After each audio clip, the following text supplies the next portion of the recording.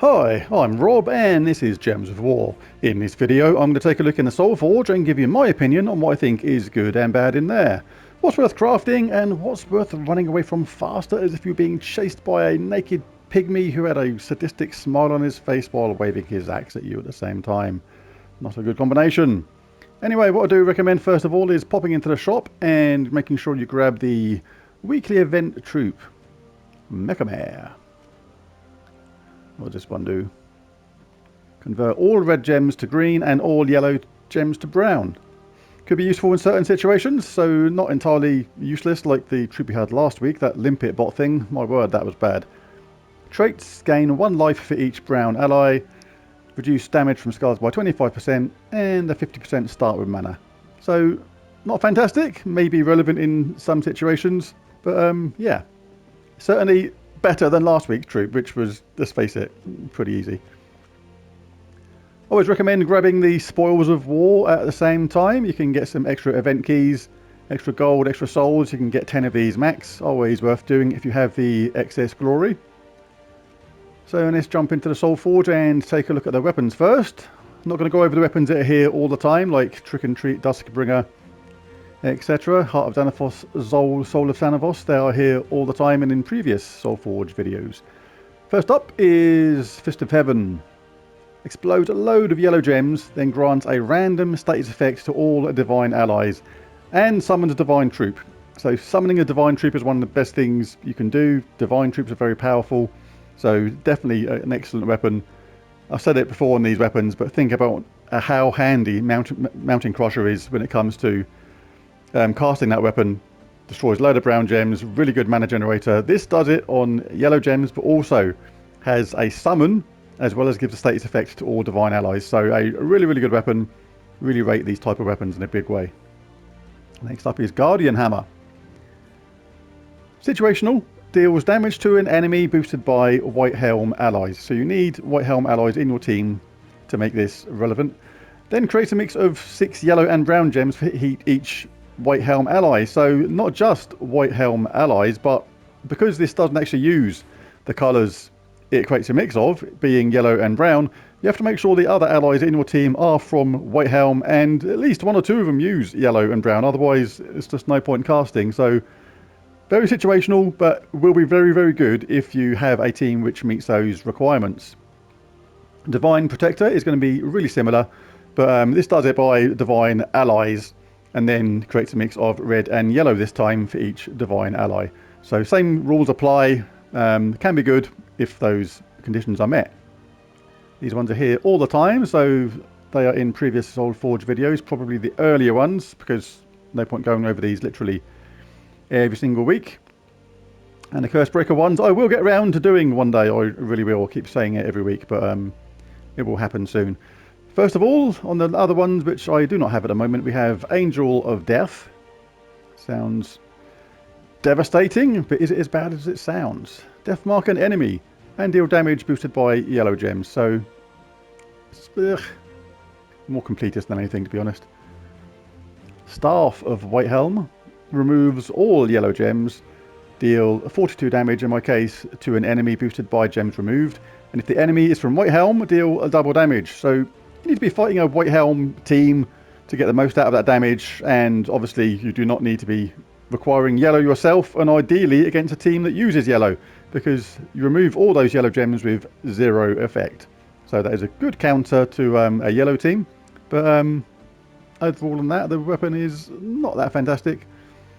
Doomed Scripture. Another doomed weapon. Sounds really, really good at first, but scatter damage is not as good as the damage where it does damage to all enemies. These are the best doomed weapons. These are very good, but they are primarily used for Guild Wars defense. This one, in my case, deals 42 scatter damage, plus 4 per tempering level, then creates a mix of 6 yellow gems and skulls for every yellow enemy. So particularly good on Yellow Day on Guild Wars or Guild Wars defense. And give 3 magic to all allies. If the enemy has a doom, give 5 more. The thing that's good about this is obviously that creation of yellow gems and skulls for each yellow enemy. The bad thing about these is they're pretty easy to shut down a lot of the time. I don't mind facing these things in Guild Wars. providing you've got a way of entangling the first opponent or using a rope dart or something to drag them to the top, then that troop is going to be entangled and they can cast this weapon as much as they like, and it doesn't actually do very much damage at all. It's just going to be the incidental chip damage, which is the thing to worry about. And because for each yellow enemy, this is the sort of thing that would be used on Yellow Day in Guild Wars, and because rope dart is a yellow weapon, that is actually, rope dart is a very good counter to this. So there are some of the scripture ones which are okay, but this one in itself is very particularly easy to counter. So it's alright, but nothing fantastic. For that exact reason, it's easy to counter. Apart from that, it's not too bad. Onto the troops itself. Archproxy Yvendra. Love this troop. My god, she can be devastating. Converts all yellow gems to Uber Doom Skulls. These are more powerful than normal Doom Skulls. Curse, web, and poison the strongest enemy. So, super powerful, high mana cost, but what you have to bear in mind is that a Uber Doom Skull destroys a much bigger area than standard Doom Skulls. So the mana generation you get back from that often very nearly can fill her back up again, which can be ridiculous if you have the right banners on and stuff like that. Traits immune to mana drain, silence, fairy fire, and web is pretty good. Particularly immune to mana drain, which means any mana you collect ready for her, she is pretty much going to keep, and she can't be silenced, so she's going to be able to cast it. Very, very good. Reduce damage from spells by 25%, pretty handy. And conjure an Uber Doomstorm when an enemy dies, can help her spell as well, but I absolutely love her. She's really dangerous. I've done some Guild Wars battles yesterday on Yellow Day, and in the first fight I used her, and that was a good example of how to use Archproxy Yvendra in a really devastating team, so check out that video if you've not seen it already. Mythic. Explodes a 3x3 block. Gains a bunch of armor, then barrier a random ally for every skull destroyed. Traits: gain 1 armor when an enemy casts a spell. Spell block, reduce damage from spells by 50%, that is pretty handy. And mithril armor reflects 75% of skull damage. So that sounds particularly good, that third trait. It's like if somebody hits you with 60 skull damage, you're going to reflect 45 damage back to them at the same time, which will make them maybe think twice about hitting you with a skull damage if you had this in a PvP game, for example. Not sure, but I don't think it's as bad as some people say it is. I think it's okay. It can be relevant in some teams. The thing that goes against us the most is a troop called Deep Golem, which does a very, very, very similar spell. It explodes a single gem, so not as big an area, and then barriers a random ally for every skull destroyed in the same way. So this one just has more mana generation by that explosion and the armor gain, and does have a better set of traits. But Deep Golem, I think, only used 13 mana cost, and this is 24, so it's almost 2 casts of Deep Golem you could have for a single cast of this. So that is why this one's largely derided, I think. But I don't know. When I get it, I'm going to take a look at it, because I think there is some potential in that somewhere. I think there's potential in all the mythics somewhere, if I'm honest. Even the so-called bad ones, they have to have a point, surely. So I see it anyway. Leonius Tower is in other Soulforge videos, as is Hattai Ascendant, so they're in previous videos. Ironhawk. Now, most reason people get this is to make a fast Explore 12 team, or for use in Noma Palooza, because that is where it's really handy. Deal 5 damage to all allies when an ally casts a spell. Combine this with a Dust Devil team, and I've got videos on how to do this as well. And it is super fast for dealing damage to those annoying gnomes and whizzing through some low-level explores. So it can be good. It's also particularly good sometimes in some teams, but its damage is kind of random. It sounds like it could be devastating. Create 12 Doom Skulls, then explode 17 gems. So you're then going to explode a load of those Doom Skulls. The thing is, sometimes the damage can be surprisingly low on this. Sometimes it'll be really high and it'll be like, wow, that was good. But another time you think, oh, that didn't do a lot. So a bit of hit and miss on its actual spell in an actual team, but if you want to use this for low level explorers and for Nomapaloozas in the correct team, then it is still an absolutely fantastic troop. Rage Kurandara is here all the time. Megavore. Pretty devastating, this sucker. Eliminates all armor from all enemies, then deal damage to an enemy and submerge myself. So, wow, if you can get this thing cast nice and early, eliminate all armor from all enemies is pretty massive. The traits, again, 2 life on 4 or 5 gem matches. Impervious, immune to status effects.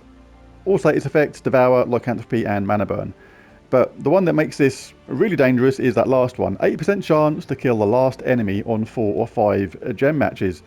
Not only is this thing pretty dangerous in Guild Wars on the defense, but, you know, basically, when the defense gets any kind of 4 matches, the opponent is on tender hooks sort of thing. It's like, oh, do not kill me. But, because always that 8% chance to come in on a 4 or 5 gem match, which does tend to happen quite a lot in Guild Wars when this sort of thing is on defense. So, good for that, but also very good for some PvP and Explore level 12 teams as well. So, quite like that. Megavore, very, very good. They are there all the time, as are the others. So now we'll move on to the legendaries. We have Orion first. Deals between 25 and 50 in my case, damage to an enemy and hunters mark them. Gain 5 magic.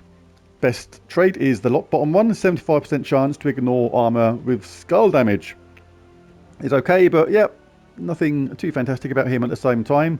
Unlike Keeper of Souls, an absolutely awesome legendary. Transform all gems of a chosen colour to skulls. There's even just a few skulls on there. There's a high chance that somewhere you'll be able to work something to actually get a 4 match somewhere, which is going to do a lot of damage and give you an extra turn at the same time. Absolutely love this guy. Really, really good in all sorts of different combinations.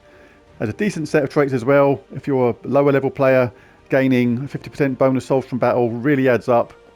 Second one, Undying, immune to poison, disease, lycanthropy and deathmark is excellent. And he has a 50% chance of a summon as well. So a lot to like about Keeper of Souls. An absolutely superb troop there. Taloka deals scatter damage, and if there's a storm, deal triple skull damage. So easy to guarantee a storm as well in Stormcaller class. As well as that, the traits are just nothing particularly fantastic. The third one's alright. Lightning Bolt, deal 10 damage to a random enemy on 4 or 5 gem matches. But yeah, get it in the storm. It can deal some decent quick damage to those low level explorers as well. And certain events. Queen Moonclaw creates 9 skulls boosted by green allies and enemies and summons a random null. So yeah, it's just okay. There's no guarantee that those skulls are gonna line up. You may actually hand the turn to the opposition and give them a load of skull bashage opportunity at the same time, which can be a pain, literally. Mana Shield is okay. Immunity to Mana Burn, Mana Drain and Mana Steal, and give 2 attack to green allies when an ally deals skull damage is generally going to be too slow to make a difference. So there's all the troops, but who gets my hugely coveted, maybe, Mythic of the Week? Megavore is in with a shout. Absolutely superb, as is Ironhawk, absolutely superb as well. But I have to give it to Archproxy Yvendra. Absolutely superb troop, fantastic damage, high mana cost, but get it charged up once and you can do that. You can help that with Divine Ishbala.